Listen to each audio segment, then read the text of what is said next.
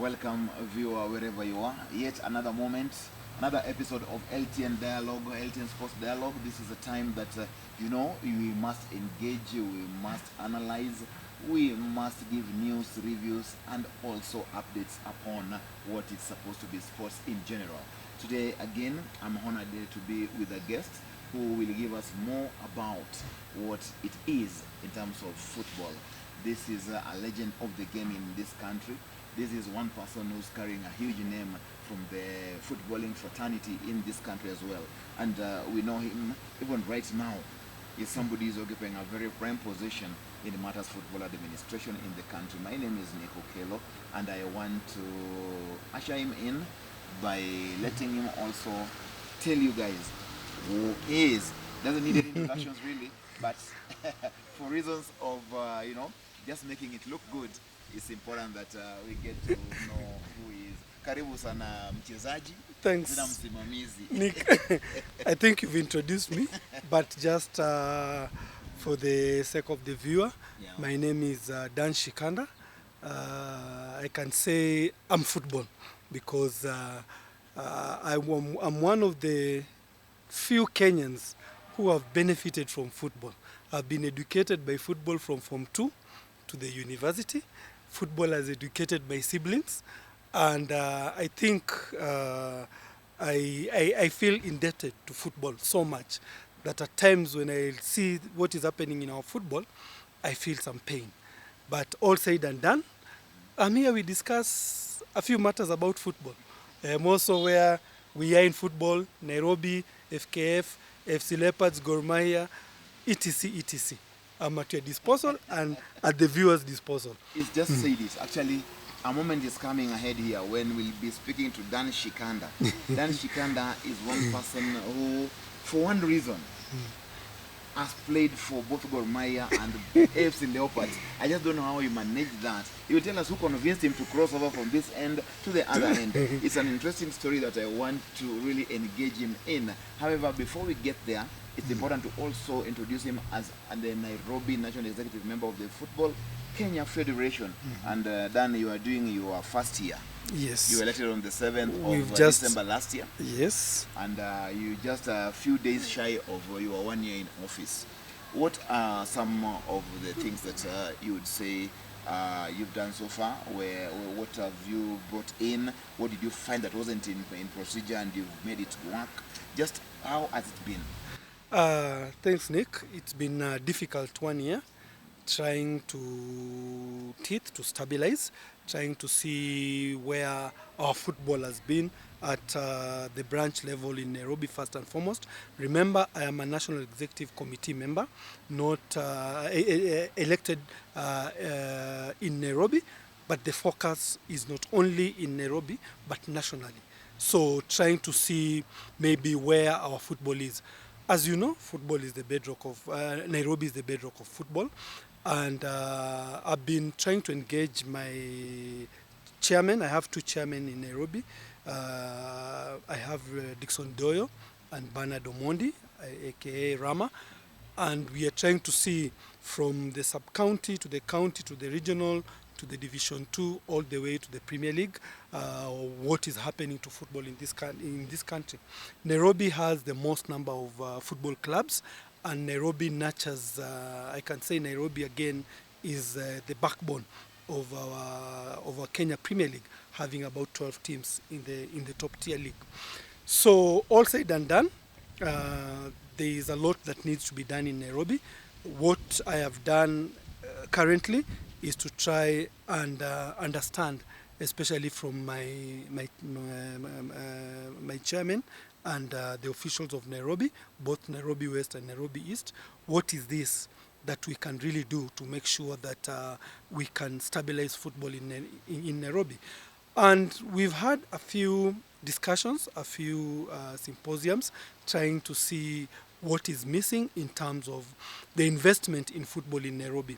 Where are we with it? And if you look at our teams, what is it that they need to do, maybe to move to the next level? Of course, football is a business, and we have investors. Anyone running a football team to us is an investor.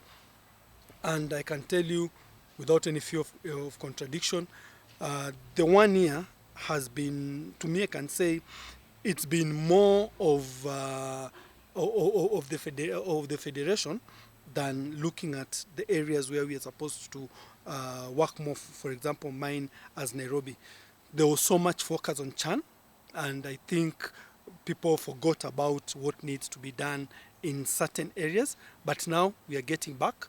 As you know, we are from a retreat in Kilifi for the topmost organ that runs football in this country. And we've been trying to take stock. Where are we? And where must we go? You know, we have to be intentional. So more so with the areas where we are coming from, and again more so with the bigger picture. Empirically, we are supposed to be seeing football grow all over, but it cannot just be done with shooting in the dark. We have to see areas where we have to strengthen to make sure that now we can start not managing football, we can start developing football. People look at the federation in terms of football management. I personally, as a person who's played football, I look at football as developing, as the federation developing football. Currently, I can say we came in and found a few things in place. I do not want to take credit for that. We had a women's team that went and played in the World Cup. We have our under 20s and our under 17 doing well. Of course, credit is not to us. It is now us to start building structures that will see Kenya, maybe before 2040, as having a touchdown at the World Cup. Before 2040? I am Or by 2040? By 2040. 2040. That's a crazy about 15 years from now. I was trying to tell my colleagues, you know, we should not be carried away with AFCON. We are playing in AFCON in 2027. I don't think we've invested in that. That wouldn't be, to you, that wouldn't be so strategic. As the federation, that will not. We are having AFCON, we shall play in AFCON. The players that will play in that AFCON are like between 22 and 30 years old. If we want to make any mark in football for this country, we should go down and start looking at 12, 13. If we can build that crop of players for the next 10 years, 15 years, so that by the time we are talking about World Cup 2030, leave alone the 2026 one, we are going to after 4 years, that's 2030. Then we have another World Cup in 2034. Then we have another World Cup in 2038. Those should be our milestone. How can we prepare a team or teams that can qualify for the World Cup within these 3 milestones, 2030, 2034, and 2038? So that's a long-term vision that individually I have it. I have to grab it. I have to take it through my colleagues and tell them, yes, we are trying to take a lot of gains from maybe our football where it has reached, but we should start preparing a team that will go to the World Cup seamlessly within 2030, 2034, or 2038. Wow. Despite the drubbing, the 8-0 drubbing we saw, we got at the hands of Senegal. That was a vanquishing of a team. I don't even think it was right for Kenya to have gone for that. You will tell us why you guys chose to take the team that is not properly prepared for a tournament like that. Not a tournament rather, but a friendly like that. That again really brought down our standings at the FIFA. Yeah, the momentum we had built with Chan. And the embarrassment it carries with it as well. All that put together, maybe the federation, you are here, you tell us at a different time. Now, Nairobi East is known to be actually the melting pot of football talent. That's where people like you honed their skills. And of course now we have Nairobi West. But now, what have you designed specifically for Nairobi as the NEC member? You say you have that bigger vision for the nation, but then it has to start somewhere. and we have to see it in Nairobi. For instance, people watching you right now from Nairobi West or East, they want to know what their NEC member is planning for them. What exactly do you have in the next 1 year? Because after this year, we'll be rolling down to the second year. And before the time goes, it will be the third year, and That before they are finished. all is done. Nick, I can tell you boldly, the first thing I did, or I've been doing, is to make sure I have a rapport with the leadership of Nairobi. Because I cannot claim that I'm a NEC member, and at the same time, I do not know the pain points for my branches.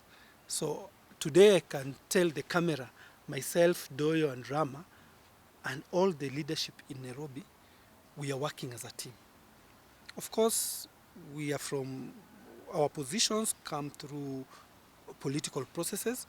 I was not in anyone's camp. I ran independently. And when you get there, you will still find people still are in election moods. I think we have ironed out that. Two, we have, when you look at Nairobi, most football is played in Nairobi. I know at times when we say this, some people start thinking you're looking down upon our areas or what. But most football is played in Nairobi. Just like the entire, I can say 60% or 7% of Kenyan economy is run in Nairobi. So same to football.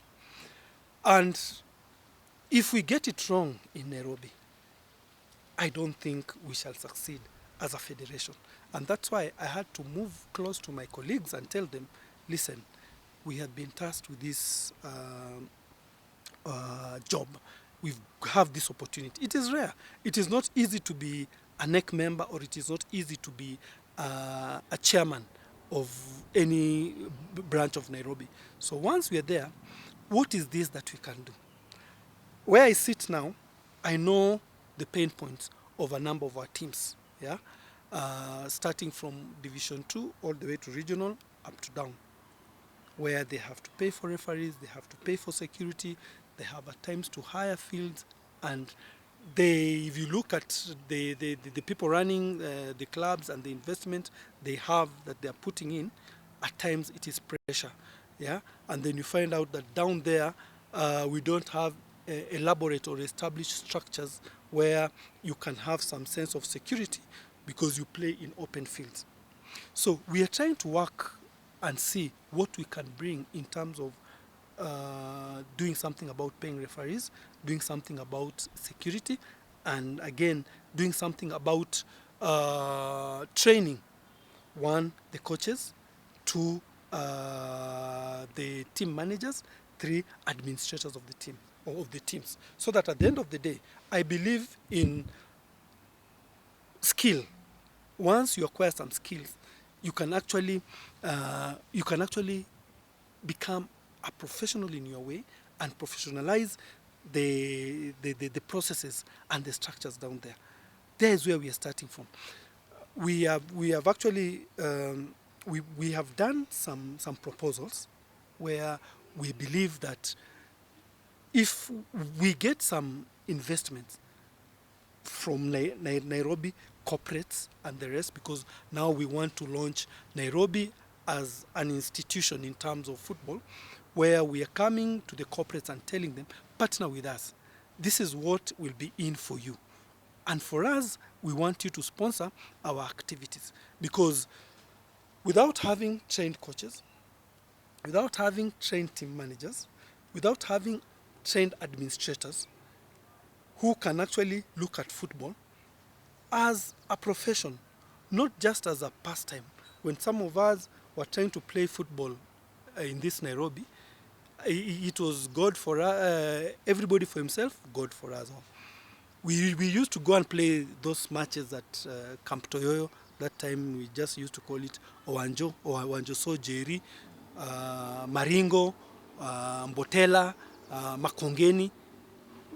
Without having anyone actually taking care of us. Out of passion. We just meet as age groups, as peers.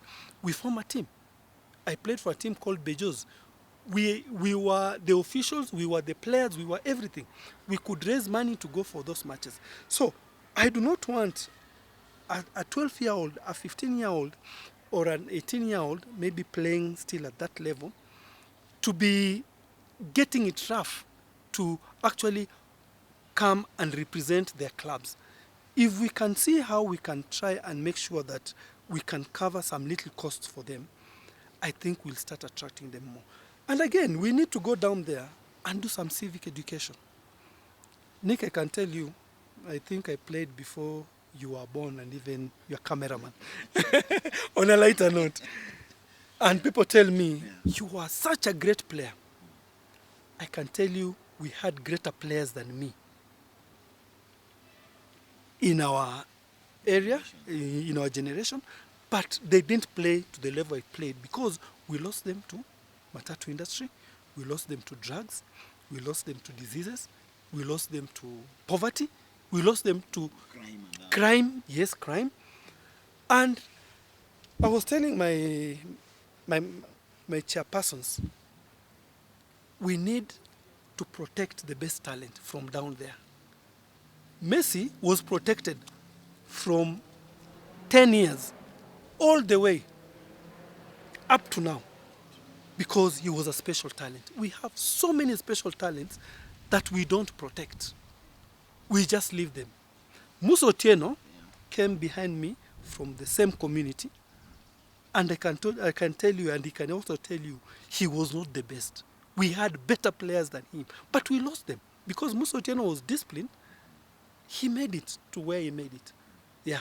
So, where I sit, I am saying, I have gone through this practically. So what can I give back? So that I know I cannot do everything, but what is this that we can put a structure so that this talent down there can actually come up? And before I give you some opportunity maybe to ask questions or to take over the conversation, there's a time, together with Carol Radul and a few other people, it was run down to World Cup. And we decided we are going to Committee Maximum Prison and run a World Cup. With those guys, the inmates there, I can tell you the talent that is there just told the story. We lose our best to crime. So basically what you're saying, Legend Shikanda, is that there is every reason for us to identify and nurture talent as raw as 5 to 10 years. That is where football is made. Yes, maybe let's take it from 9. From 9. From 9 years. 9 years, you can see a kid with developed instincts, and you can say this is a footballer. And that is exactly what we are missing because we are losing our best. Dan Shikanda was not the best in his generation, in his community. In fact, in our family, the best player was our last born, Solomon Shikanda. But he did not make it to the top. Why? I don't know. You don't know, you should have mentored him and yes, I was struggling with my own your own success. Yeah. Okay. Anyway, sounds good. How I wish that you actualize this, because then everywhere in the world, that is what makes footballers. And I also wanted to hear if you talk about something about the sprouting academies. At one time, in like 10 years ago, 10 to 15 years ago, we had sprouting academies that actually produced people like Dennis Oliech, the Liberty Academy, all these academies that were there. Right now, the academies that were there in Nairobi, there's only one now that is being run by, that is started by somebody called Kempes. Kipawa Academy is the one that seems to be coming up. The rest of the academy seems to be dwindling, and this is where we touch people like Olunga, people like Dennis Oliech, these very good talents. I don't know what you have in plan for that, maybe within a minute. Good question. It's important to support the academies. I was in a meeting where people were saying, no, we should kill these academies. No, these academies are playing a role that we as the federation cannot play currently because there is no enough investment in football yet in this country. So those academies, if we can structure them properly and make sure that they have competitive leagues wherever they are, and through the FKF structure, I think it will be good. For example, we do not have an under-17 league, but the nation is supposed to have an under-17 national team. So where are these kids picked? School. At times, you don't play all your football at school. So with these academies where a focus is on football, it is good to try and support them so that we can nurture those. They will help us with that catchment, yeah, because we cannot be everywhere. We are not omnipresent like God, yeah. So wherever somebody is and they have an academy and they can actually collect the talent there, and now our job will be to organize maybe structured leagues where they can play, and our scouts see them so that we can start picking the best and protecting them all the way up. Fantastic. Now, I want to bring you now back to Team Fresh, Fresh Start, and you guys, the way you made it look like, and I still believe and wish you guys all the best in this dispensation. However, we have this feeling that the more things look like they are changing and the more they are remaining The same. even the same now, because we wanted to have seen paradigm shifts from the way the league is run. I'm even told that the lower tier leagues, we're still paying referees. Teams have to struggle to pay referees for matches. Something that was pronounced so clearly that would end with the new dawn of Hussein Mohammed. Why is a team that cannot even pay or even feed? Even in the Kenya Premier League, there are teams that can't even afford meals for their players. But then you find a team playing in Division 1 is forced to pay a fee for match officials. Today in this world, in this century, Nick, Dan Shikanda, Nick, why are you allowing this? Nick, it is not instant coffee, I can tell you. And honestly speaking, the right team was Team Fresh. I was independent. And when I looked at the campaigns and everything, you know, you have to sell hope to a nation, especially where things look like dead and buried. And when Team Fresh, you could look at Hussein and Mariga, you could see like corporate and a practical football situation. Yeah, a practical product, yeah, of Kenyan football. I can tell you where we sit now, and I'm happy Chan came, and I'm happy His Excellency the President got interested. This country has tried hosting Chan and AFCON, you know. Me and you know, unsuccessful. You must get a nod from the topmost office.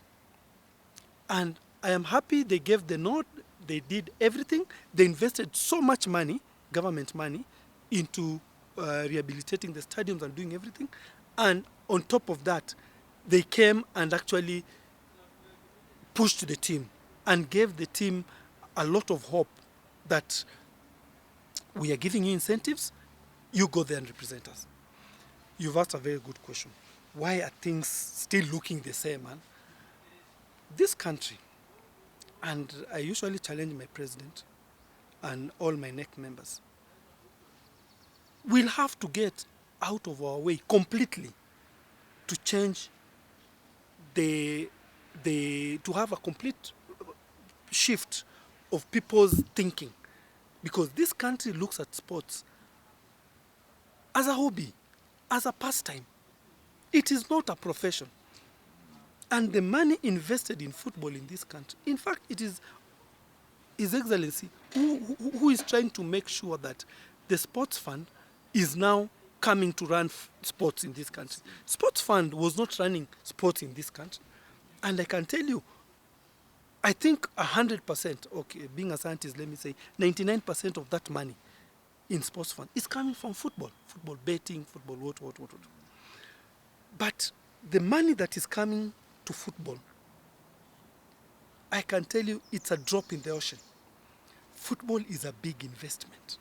Football is one of the biggest industries in the world. When you look at what the players abroad are paid, not even abroad, in West Africa here, in Tanzania here, in North Africa here, we are joking. I ran a football club in this country. You guys are joking. No. I'm telling you, we are joking as a country. No, because as a country, not as as a country, not as a country. Look at the economy in Zambia. Look at the economy in Very Zambia. feeble. Yeah, look at the economy in Zambia. Actually, we are the giants. We are the giants. But Zambia can pay their players 500,000 Kenya shillings per month. I think I paid one of my players the highest when I was running a club in this country. We must invest in football in this country. Of course, we expect the government to invest in the infrastructure so that we have fields where kids can come and play as they come up. I was in Ivory Coast the other day, and I found out that they have some classic playing surface in Abidjan, and they were telling us there are about 24 of them. Classic, just like the same playing surface that is in the main stadium. The Dandora type. Not the, Dandora is a joke. Dandora, there is no playing surface. Dandora, that is, I can say, that is a time bomb. It is actually killing football, that playing surface of Dandora. The injuries. The injuries, the everything. When I was running a club in this country, somebody told us, when you train at Camp Toyoyo, it is cheap. You'll pay 7,000 per day, which is cheap because we used to pay 12, we used to pay 15. Now, because we didn't have sponsorship, we shifted to train there. And we trained there for a whole season. I can tell you for free, it was cheap. But we had to do 6 ACLs, 6, at a cost between 400 and 600,000. 6 of them. So was it cheap? It was not cheap. It wasted those players' careers. And we have to get it right on our playing surface. Things as basic as that. In fact, to me, I want to raise it in our National Executive Committee. We must do something about the playing surface at Dandora, first and foremost, because it is not safe for our players. And if you have coaches who know what it means having a fit player, they will tell you playing there it's risky. The last coach that I had, each time we went to play at Dandora, he could tell me, you're putting all these players at risk. 1, their career, 2, their health. So, sorry for diverting a bit. So, Nick, our investment in this country, in sports, then when I come to our clubs, in our clubs, is still wanting. The federation can do everything, but as long as that talent is not paying that player, they will not focus 100%, they will not be role models for the ones coming from down, and at the end of the day, they will not be looking forward to aspire to become... No inspiration at all. No inspiration at all. So we really need to make sure there is enough money coming to these clubs. Paying a player 100,000 at the level of the Premier League, 150,000, 200,000, to me, those are peanuts. So Dan, you sit at the top end of football administration in this country. I just hope and wish that you guys take club licensing so seriously. There are teams that cannot be allowed to be in the Kenya Premier League, yet they're there. Yeah, and that's why I'm telling you. There should be something to the minimum of wages a player is supposed to earn at the Premier League level, and maybe at the NSL, things like that, standards that must be there for football to make sense, what you're talking about. Yes. But this must also be put very strictly from the federation into the licensing of these clubs. I don't know what you guys are thinking about. I don't know whether that is anywhere in your plans, because it's a joke to have a team in the Premier League that goes from Mandondo. You go have Mandondo and then go to a game. And that's why electing Fresh Start, Hussein and Mariga, because those are the face of the federation, it was like bringing somebody who can run with the corporates, and then bringing somebody who can inspire the nation that I am a Kenyan who has played football in this country and reached the highest level of club football.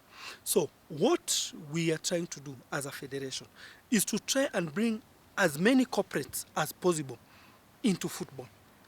And that's why the things we are trying to actually protect in terms of the brand of football, the brand of where we want everyone to see that with football and in investing in football, I will not be losing out. So the more we have corporates coming in, and I think That is the biggest job that our president in the federation has. Can we bring in as many corporates as possible? And I'm happy His Excellency the President of the Republic of Kenya, Honorable Ruto, has agreed to actually make a committee of corporates to try and see where can they plug in into football. That is the first step, because if football cannot pay, especially at the top tier level, and as you say, I know, I struggled running a big club like FC. I struggled, seriously, struggling to a point that you think this time round we shall not honor the match. Imagine, and that is FC Leopards, not another team. FC Leopards, yeah. And even Gor Mahia struggles. And then we pride ourselves as having a team, a league. No way. Why is Federation still clinging to Kenya Premier League management? Why can't you guys let this thing go where it belongs? And then you remain as regulators and overseers of football. Why are you still running this to an extent of bringing in even sponsorship from SportPesa? The amount is, again, is a drop in the ocean. How did you get to this point of getting a 15-year contract that really doesn't give what is deserved for a league like ours? Just go to Tanzania. Just cross over. I know you're a friend there. You know what's happening with Simba. I know what's happening with I benchmark with Yanga. Imagine. Yet the federation is still allowing a corporate that is big as SportPesa to just inject, is it 1.2 billion in all 15 years? You see, Nick, we make decisions through data, not gut feeling. If our football has not had any sponsor for the last 5 years, you must start from somewhere. You must start from somewhere. We have started from somewhere. And again, after getting that, we have not gone to sit and say, I wish you see the itinerary of my president Hussein. He is bombarding corporates left, right, and center. And we are pushing him because we must bring money into football. And he was elected to bring money into football. And I'm happy he's passionate about it and is struggling day and night to bring money into football. Then why is he holding on to the management of the league? Thank you. I was coming to that. Again, you see, we must build from somewhere. You can give somebody this product because it should be a product of the federation. You can give somebody this product, and because you don't know whether they've been tested or not, they crash it completely. So let's start from somewhere, because this is a discussion we are having internally.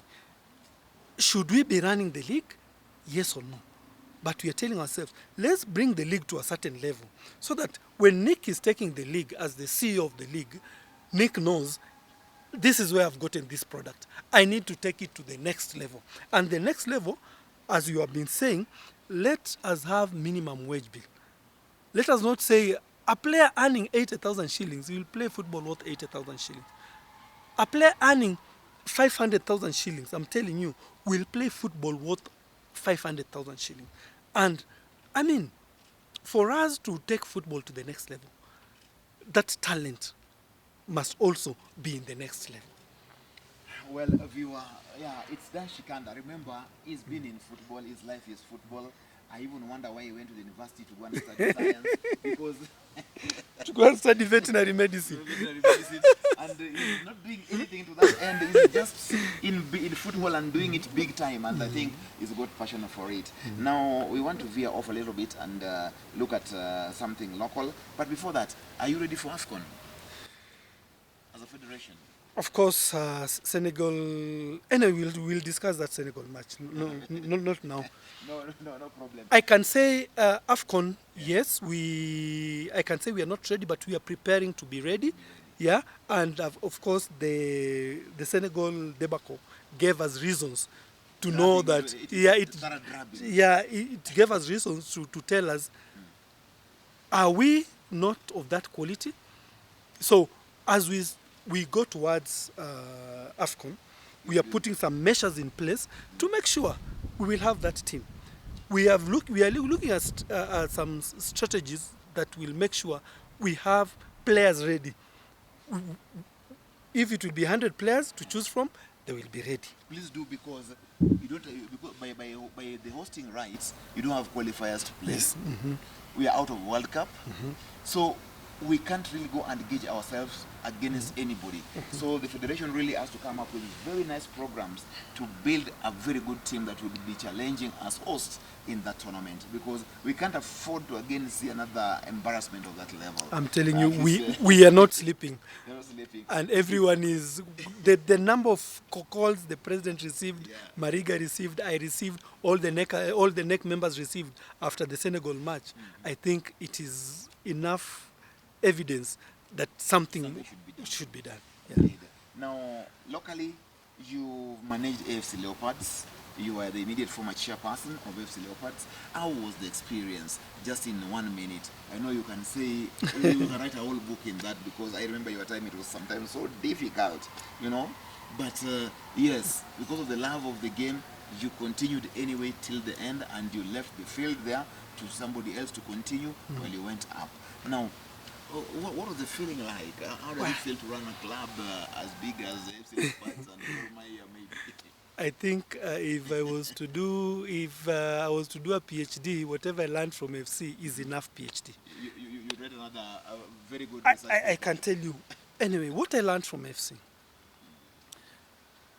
we are still very far from reaching the levels where North Africans have reached, West Africans have reached, and I'm seeing it in South Africa. We are getting it wrong in terms of even Gor Mahia. I will not fear to say this. We are getting it wrong in terms of where we want our teams to be. Yeah, it's not hard to win our league, and it's unfortunate we didn't win the league as FC when I was at FC, because of a lot of internal pressures we had and internal wrangles we had as a people. Is that your biggest regret? Yeah. You not won league with FC Leopards? No. Is it coming as one of your greatest regrets? No. I left FC 1,000,000 times better than I found it. When I joined FC, and I walked into this town, I could not even meet one fan wearing a jersey of FC. When I used to go for our matches, we were less than 100 people at the stadium. FC Leopards, the uniform, we were not even having a complete uniform. We were fighting relegation. We could not know. Each time we went to play Gor Mahia, it was obvious we are going to be beaten. But it's been obvious over No. the years. The last 3 years, the last 3 years has been different. Especially when we were going to play Gor Mahia in Homa Bay. If I showed you the messages I received, because everyone, and it was very unethical, the calls I received not to take the team to Homa Bay. And one day I will discuss the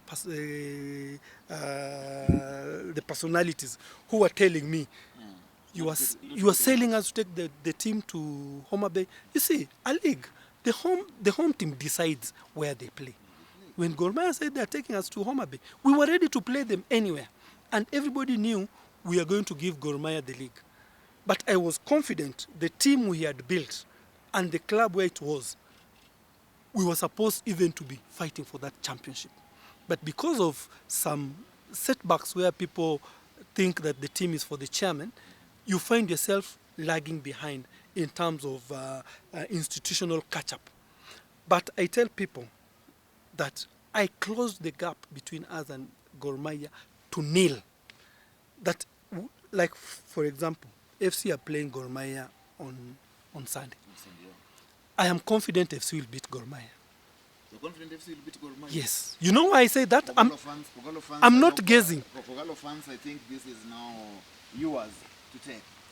Former chairman FC Leopard says I am confident that Gor is losing this because you lost to APS Bomet. No, not because they lost to APA Bomet. Yeah. The best Gor Mahia will do to that FC side is a draw. Why? In fact, a draw will be a loss for FC. That team has been together for long, for 2-3 years. The team that FC has.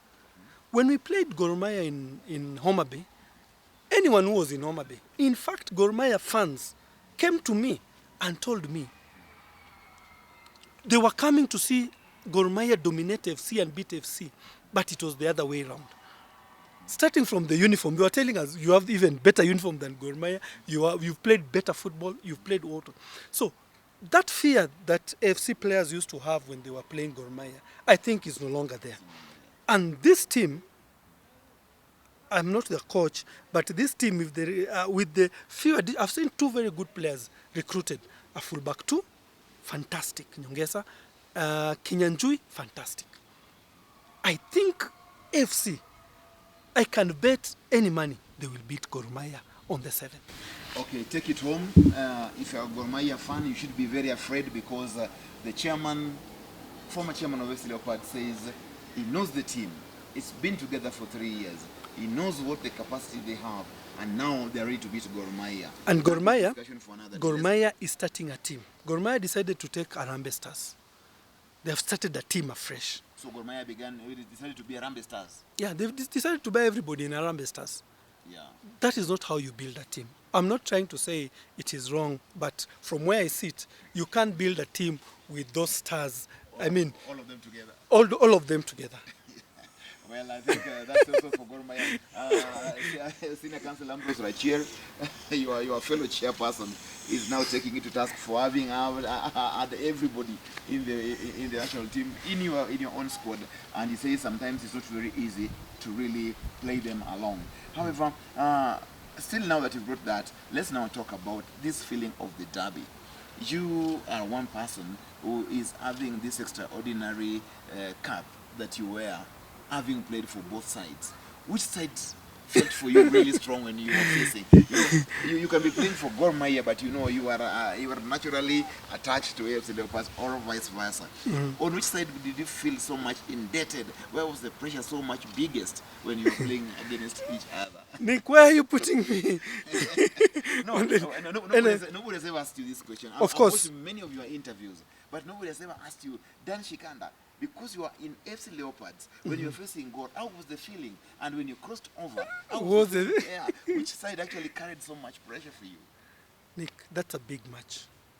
That is the match in this country, the only match in this country where you as a player, you are watched by over 20 people, over 20,000 people in the stadium. And it is a match whereby maybe, I can say without fear of contradiction, there is a time my presence could either win that match for the team I was playing for, and you go onto that pitch knowing very well, the club, you're carrying the club on your shoulders.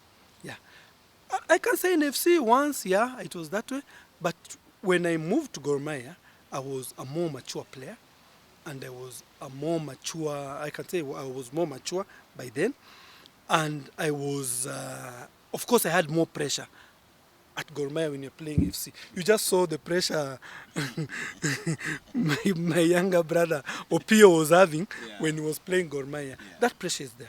But being a football player, your team is your family. When I was in Gor Mahia, that was my family. When I was in FC, that was my family then. But of course, there was more pressure playing for Gor Mahia against FC.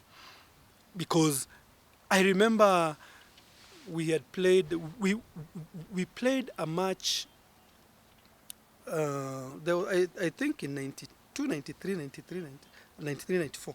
The first match, the first leg match was abandoned because I think we scored, FC scored a goal, and then our fans said no. So the second leg, it was if FC score, if Gor scores, we shall again abandon. And again we scored, they abandoned it. So all these pressures were there, and that was the time the derby was a derby. Yes, now the derby is a derby, I can say courtesy of my office, because when I was coming to FC Leopards, there was no derby. But now there is a derby, and there is more pressure on anyone who is supposedly supposed to be on the other side and playing on this side. Yeah, there'll always be that pressure, because anything small, this one has done this because he's supposed to be playing on this side. I think I've strategically answered your question. And which derby remains the most memorable for you? in your playing days, either in Gor Mahia or when you were in FC Leopards, which one of them stands out as one of the derbies that when you click anytime, it rings memories around you? The derby, Which year? the derby that we lost to Gor Mahia, and they took the league, and that is the time now everybody was saying, oh, I don't know, there are players who did not want to play. FC had some elections, and unfortunately that time elections were being done in November, December, and Which year was that? the league was run, I think 90 or 91.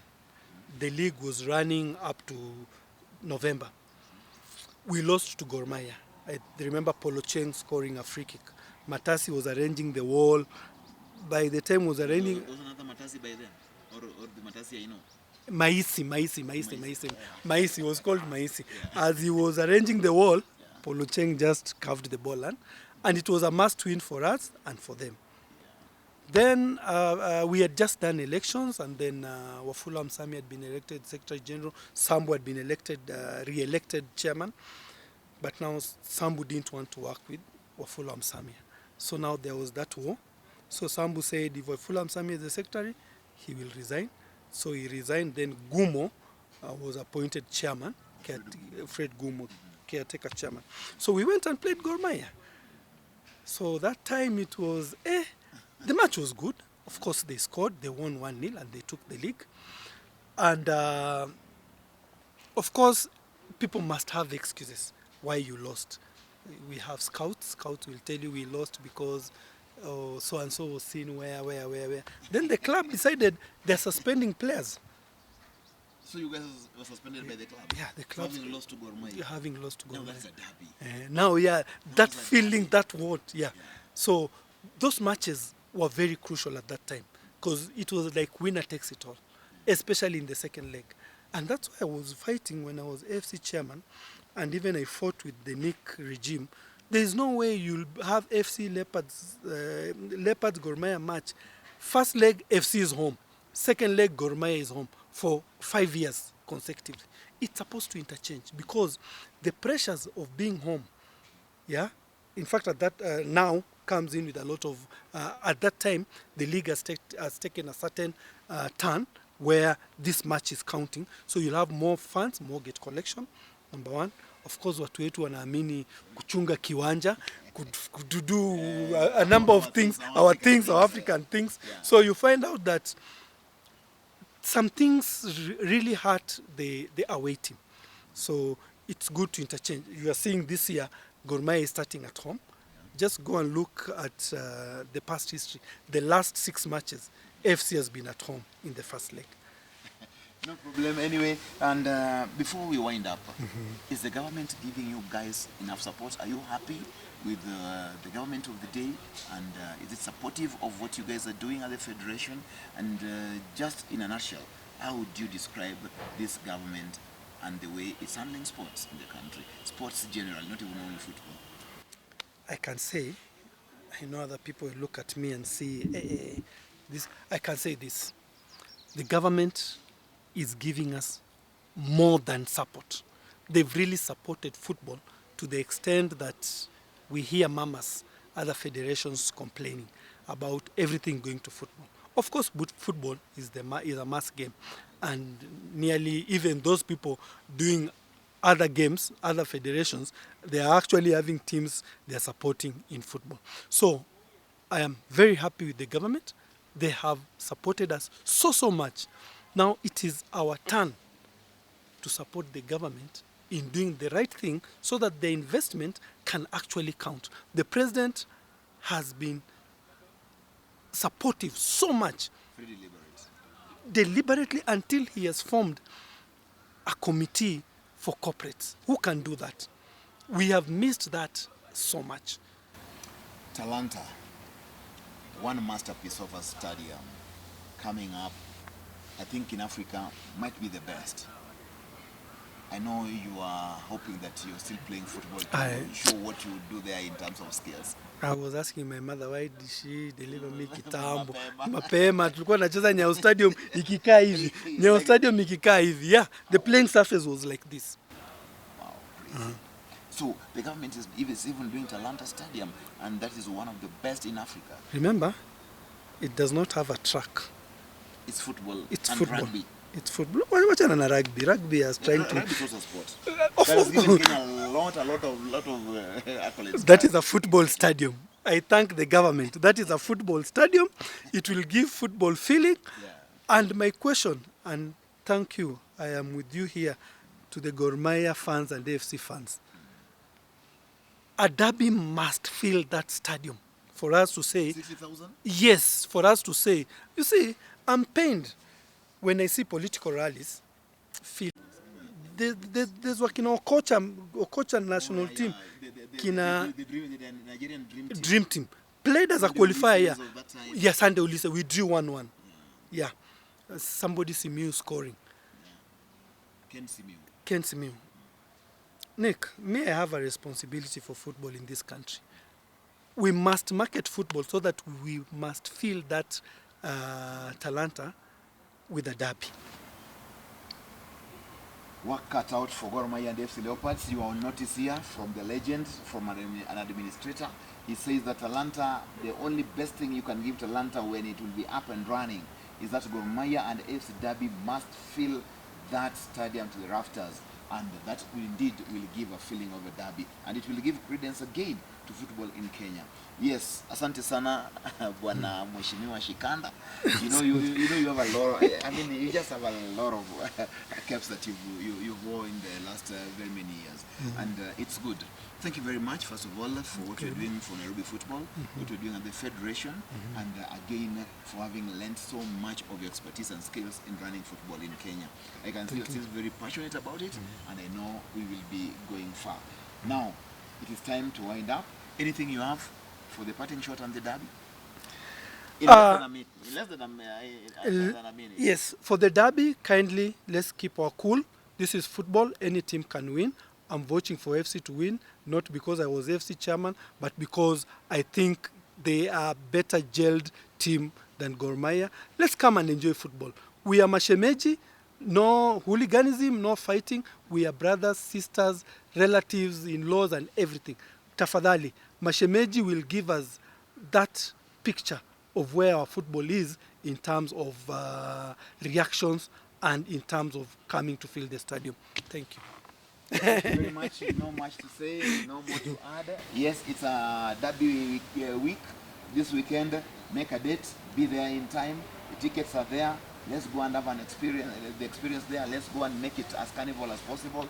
Let's go and enjoy everything about the Mashemeji Derby. You know, this is the biggest football spectacle in the country. Can't wait to be there over the weekend. See you till we meet again. This has been LTN Sports Dialogue. Thank you very much. Have a blessed time.